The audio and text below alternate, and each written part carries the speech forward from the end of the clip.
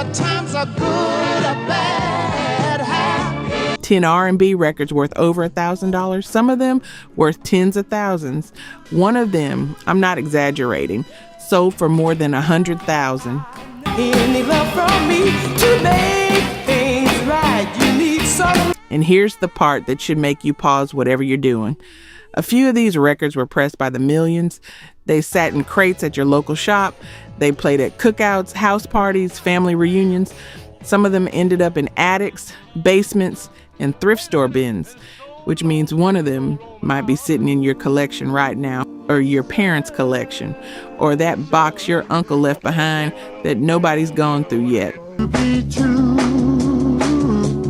I can't let you go. So before you donate anything, before you let anybody near those records, stay with me, because by the time we're done, you'll know exactly what to look for and exactly what it's worth. Let's start with number 10. Number 10, Al Green, Backup Train, Hotline Music Journal, 1967. Since we've been together. Before The Velvet Voice, before Let's Stay Together, before Al Green became Al Green, the man who could make you slow dance just by clearing his throat, there was a 21-year-old kid from Grand Rapids, Michigan, with a dream and a 45 on a label most people have never heard of.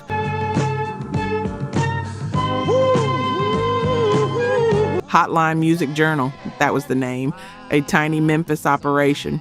And in 1967, they released a single called Backup Train by a young Al Green.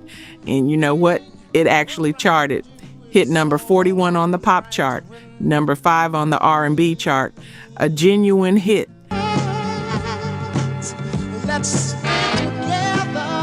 And that's where the story should have a happy ending, but it doesn't.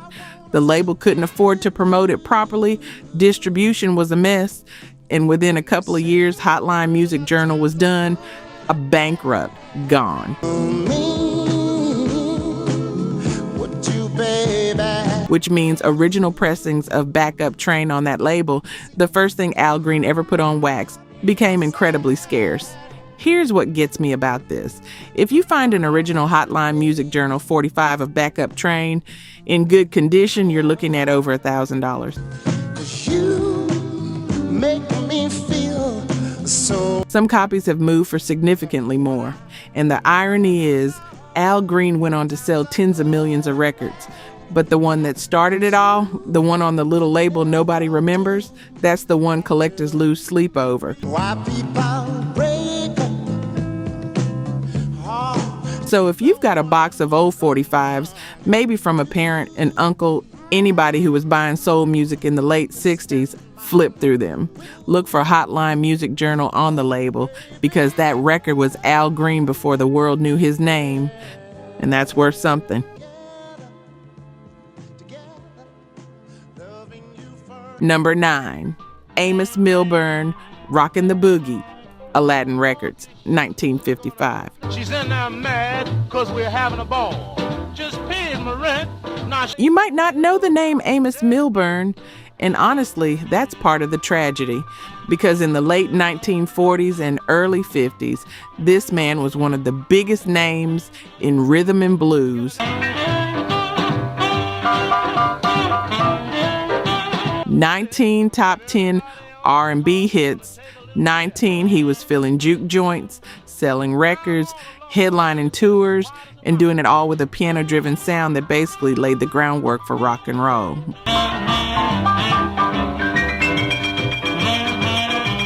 But here's the thing about the music industry in the 1950s. If you were a black artist on an independent label, your records didn't always get the same treatment as the major acts. Pressings were smaller, distribution was local, and when an album didn't move fast enough, leftover copies got destroyed or recycled for the raw material. Rockin' the Boogie came out in 1955 on Aladdin Records out of Los Angeles. And the original pressing, listen to this, was on red vinyl, not black, red. That alone makes it a collector's item. But the combination of a limited pressing run, the passage of nearly 70 years, and the fact that most copies simply didn't survive, an original Reds vinyl copy of Rockin' the Boogie is worth around $1,750 today, maybe more in mint condition.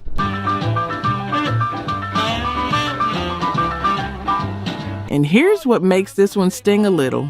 Amos Milburn died in 1980.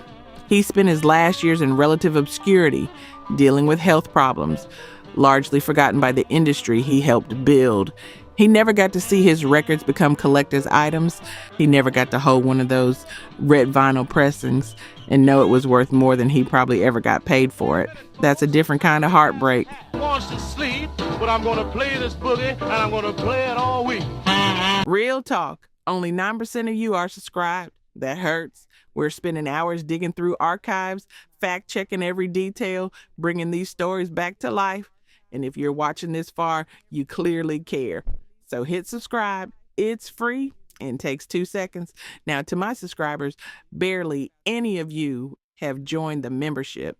And honestly, that stings even more. You know the work we put in.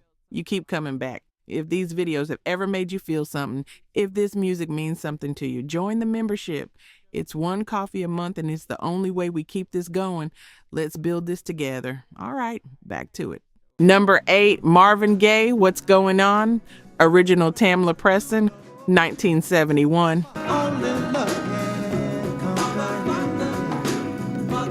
Okay, this one's personal for a lot of us. What's Going On by Marvin Gaye. You already know the album. You've heard Mercy, Mercy Me. You've heard Inner City Blues. You've probably heard this record so many times it feels like it's woven into your DNA. But do you know how close this album came to never existing?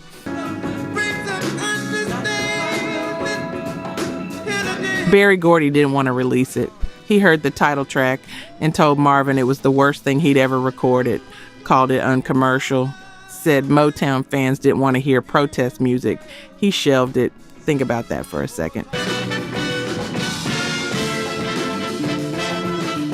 The man who built Motown almost buried one of the greatest albums in the history of recorded music. Marvin fought for it, refused to record anything else until Gordy released it. And when it finally came out in May of 1971 on Tamla Records, catalog number T310, it sold over 100,000 copies in the first week. Proved every single doubter wrong. Now here's where you need to pay attention. If you've got a copy of What's Going On vinyl, and a lot of people do, look at the label. You're looking for the original Tamla pressing. T310, brown label with the Tamla logo at the top. Gatefold sleeve, and if it's a mono promotional copy with the white label, that's where the money lives. Original first pressings in great condition can go for $1,000 to $3,000. Mono promos even higher. And I know what some of you are thinking. I've got a copy somewhere. Go find it. Check the label. Check the catalog number. Because What's Going On was pressed in large numbers, which means copies are out there. But the difference between a later reissue and that original 1971 Tamla first pressing, that difference could be worth a car payment.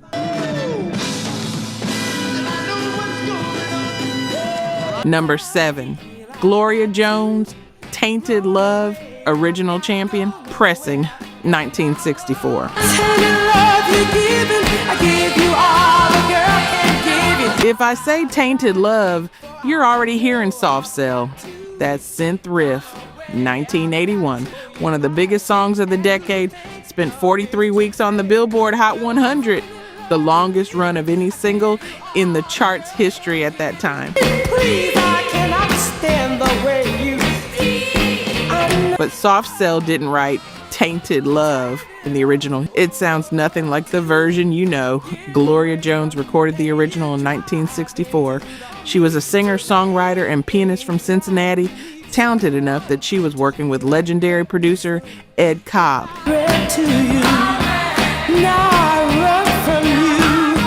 The The song was released on Champion Records as a B-side. A B-side. The label pushed My Bad Boys Coming Home as the single. Tainted Love was the afterthought, and it flopped. Nobody bought it. It disappeared. Then something wild happened. About a decade later, a DJ named Richard Serling was digging through crates on a trip to the United States.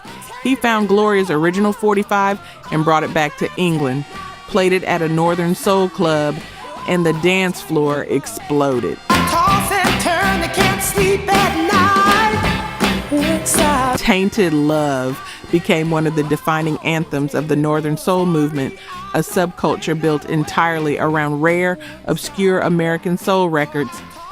And Gloria Jones, she became the queen of Northern Soul. She was also, by the way, the girlfriend of Mark Bolan. Yes, the T-Rex guy. And she was in the car the night he died. To hold you tight, and who think love is to play. An original 1964 pressing of Tainted Love on Champion Records. If you can find one on real vinyl, not styrene with that bluish green label, is worth between $3,000 and $5,000. Some estimates go higher. And if you've got one in your crate somewhere, you're not just holding a record.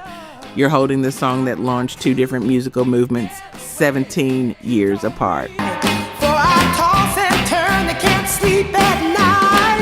Number 6, Aretha Franklin, Never Grow Old, Spirituals, original JVB pressing, 1956. 14 years old, standing at the microphone in her father's church. No record deal, no Columbia Records, no Atlantic Records, no respect, no Queen of Soul title. Just a teenage girl named Aretha Louise Franklin singing gospel at New Bethel Baptist Church in Detroit.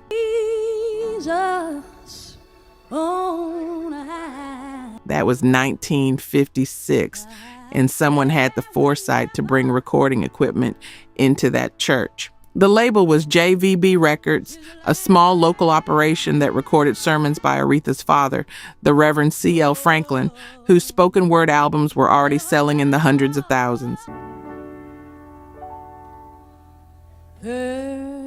They set up the mics, and young Aretha sang standards like Never Grow Old and Precious Lord. Songs she'd learned sitting in the pews, listening to gospel legends like Clara Ward pass through her father's church.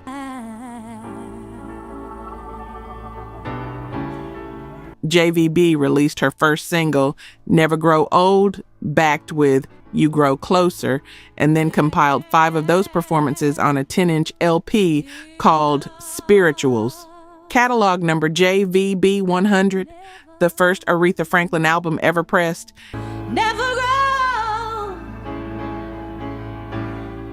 And here's the part that matters to you. That JVB pressing was tiny, local distribution only. Detroit, and maybe a few surrounding cities. Most copies didn't survive the decade. The album was later reissued by Battle Records in 1962, and then again by Checker Records in 1965 under the title Songs of Faith. But the original JVB pressing, that's the Holy Grail. We'll never. If you find an original JVB 100 in playable condition, you're looking at $2,000 to $5,000. Maybe more, because you're not just holding an album. You're holding the birth certificate of the greatest voice in American music, recorded live in a church when she was 14.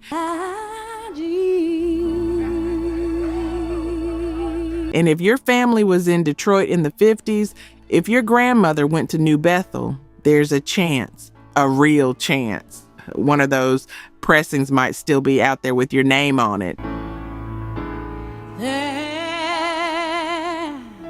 Number 5, James Fountain, 7-Day Lover, original Peachtree pressing, 1970.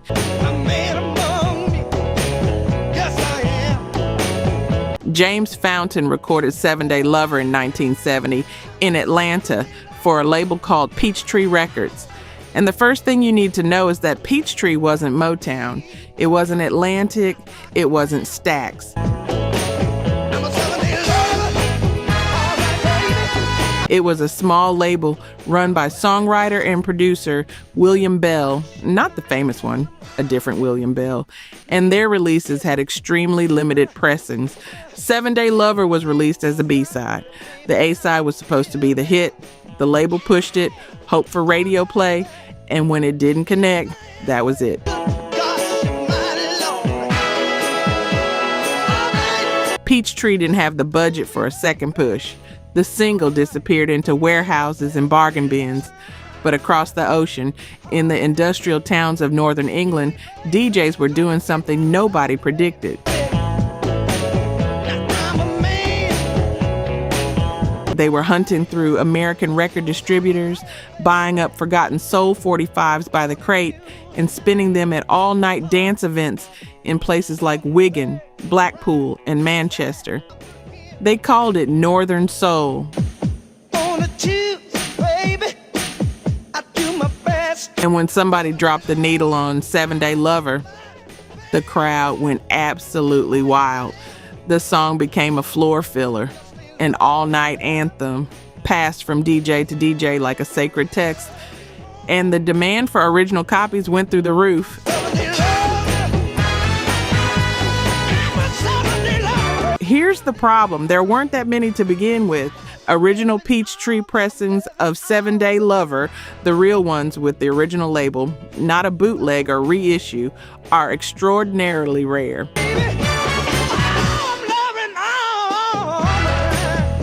We're talking $3,000 to $6,000 for a confirmed original in good condition. Some estimates go higher depending on the buyer. And James Fountain himself, he never saw a dime of that Northern Soul money. Most of these artists didn't. The people making thousands were the dealers and collectors. The artists were the last to know their records had become priceless. You already know how that feels. Number 4, the Five Sharps, Stormy Weather, Jubilee 5104, 1952. In your Cadillac, gotta go to a party. Yeah. Okay, stay with me on this one because this story is so wild it sounds made up, but every word of it is true. In 1952, 5 kids from Jamaica, Queens, a neighborhood in New York, walked into a recording studio. They called themselves the Five Sharps. Tell me how long the rain keeps dropping, there ain't no stop. They recorded 2 songs, their own original called Sleepy Cowboy and a doo-wop arrangement of the old standard Stormy Weather. They were paid in hot dogs and soda pop. Not a metaphor. That was the compensation. The single came out on Jubilee Records, and it sold almost nothing. 2 local record shops carried it. That was the entire distribution. The group broke up shortly after. Now fast forward to the early 70s. A record shop owner named Slim Rose, he ran Times Square Records in Manhattan, had 1 copy of Stormy Weather in his collection. A customer wanted to hear it.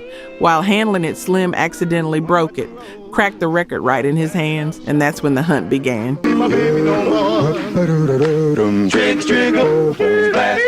Slim put up a sign offering $25 in store credit for a copy.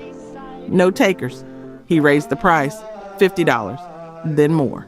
He went to Jubilee's warehouse to get a repress. And here's what he found out. The master tapes for Stormy Weather had been destroyed in a fire.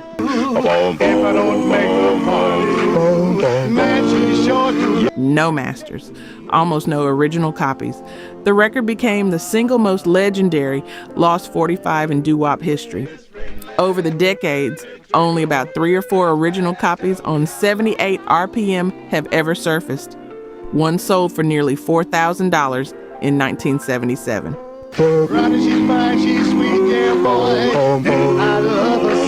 And another went for $19,000 in 2003. And if a 45 RPM version ever turns up, nobody even knows what that would be worth. Most collectors believe it was pressed, but immediately recycled. The raw vinyl was worth more to Jubilee than the music on it. A record paid for in hot dogs. Worth more than most people's savings accounts. I didn't believe it either.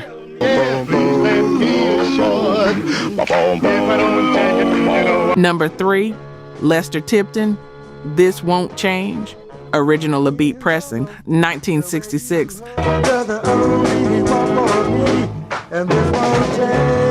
Lester Tipton. If you know that name, you're already in deep. If you don't, and most people don't, this is one of those stories that keeps Northern soul collectors up at night.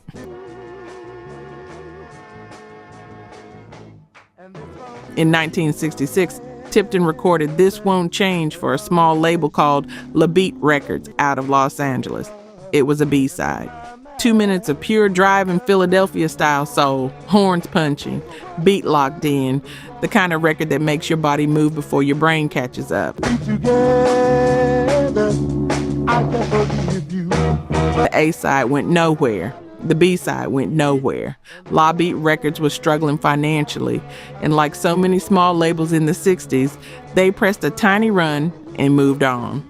Nobody outside of a few local buyers ever heard it.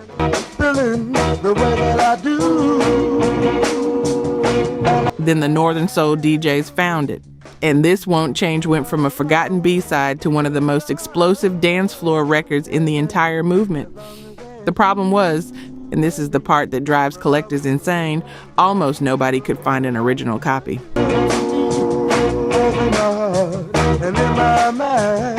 We're talking about a record so rare that collectors have literally debated whether certain pressings of it ever existed. The original LaBeat 45 in good condition on proper vinyl, one copy sold at auction in 2008 for about $5,500. Since then, some estimates have put the value closer to $10,000 or even $13,000. That's for a single 45 RPM record, a B-side, by an artist most people have never heard of. And Lester Tipton, he made one record. That's it. One session, 2 songs, and then silence. Nobody really knows what happened to him after that.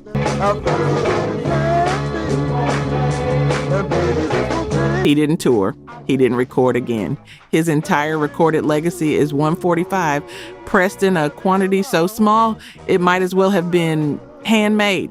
And yet, 60 years later, people are paying more for that one record than some artists earn in an entire career.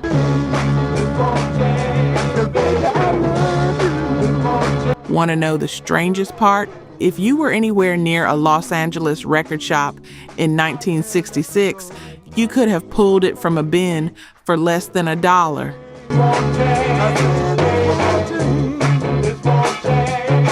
Number 2, Prince, The Black Album, original, 1987.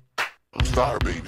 That's the rules. I paid a rent, Mr. Raggedy motherfucker. In December 1987, Prince has just released Sign of the Times, which would eventually be recognized as one of his greatest albums. He's at the peak of his powers, and the follow-up is ready. An untitled album in a black sleeve, no artwork, no track listing, no artist name, just a black record and a black cover. Bob, ain't that a bitch? The fans will call it the Black Album. Warner Brothers pressed approximately 500,000 copies. They were boxed, shipped to distributors, sitting in warehouses, ready to hit stores on December 8th. Then Prince called the whole thing off. He told Warner Brothers to destroy every single copy. The reason, and this is Prince at his most Prince, was that he'd had what he described as a spiritual experience. He said the album was evil, that it represented the dark side of his creativity. He wanted it erased.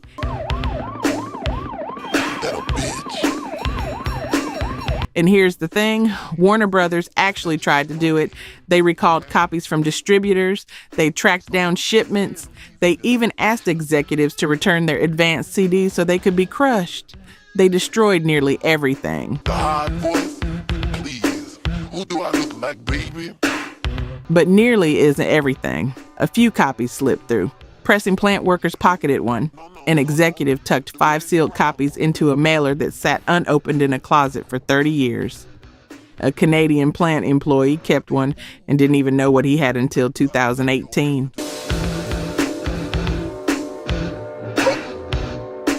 In total, fewer than a dozen original U.S. vinyl copies of the Black Album have ever surfaced. One sold for $15,000 in 2016.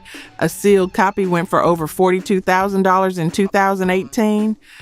And that Canadian pressing, the only one of its kind, was listed for $27,500. Now put that suitcase down, go in there and put on that new wig. Prince did eventually allow a limited CD and cassette release in 1994.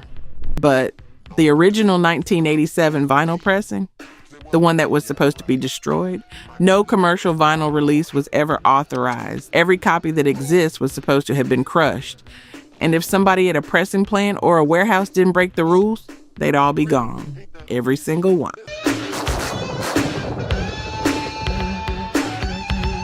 Number 1, Frank Wilson, Do I Love You? Indeed I Do.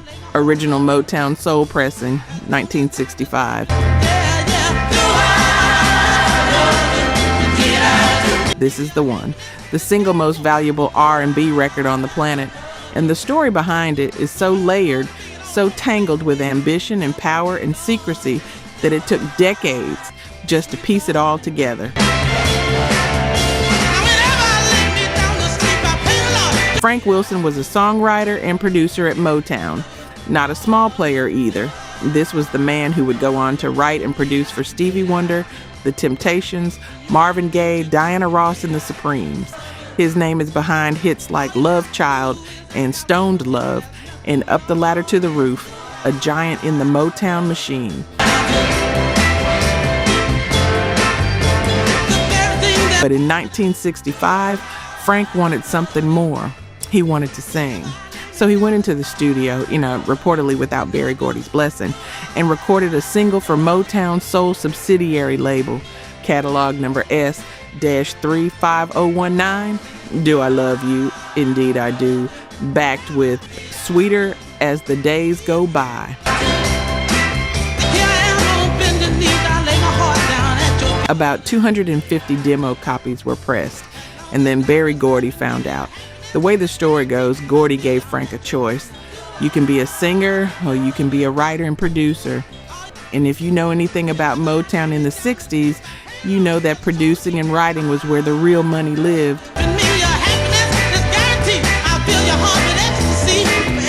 Frank chose the pen over the mic, and Gordy ordered every copy of that single destroyed. They thought they got them all.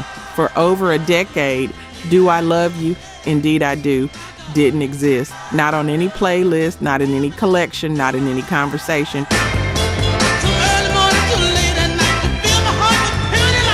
Then, in 1976, a man named Simon Susan, a northern soul dealer and producer based in Los Angeles, gained access to the Motown archive, and he found one surviving copy. But he didn't just play it, he bootlegged it, had acetates cut and sent to DJs in England, but he changed the artist's name to Eddie Foster so nobody could trace the original. And the song became a massive hit on the northern soul scene. Thousands of people dancing to a record by an artist who didn't exist, to a song that was supposed to have been destroyed. It took until 1978 for someone to figure out the real artist behind Eddie Foster.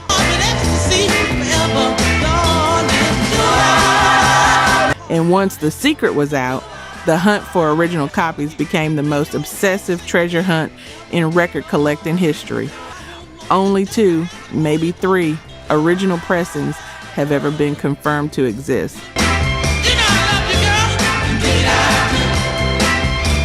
One of them has an edge warp so severe it can't be played. The other passed through the hands of dealers and collectors for decades, climbing in price every single time. It sold for about $26,000 in 2009. And then in 2020, that same copy sold to a collector named Lee Jeffries for £100,000.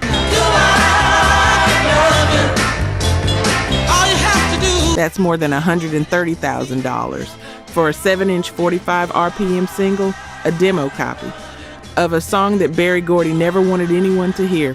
And in 2022, Bruce Springsteen put his own version of Do I Love You? Indeed I Do on his covers album, Only the Strong Survive.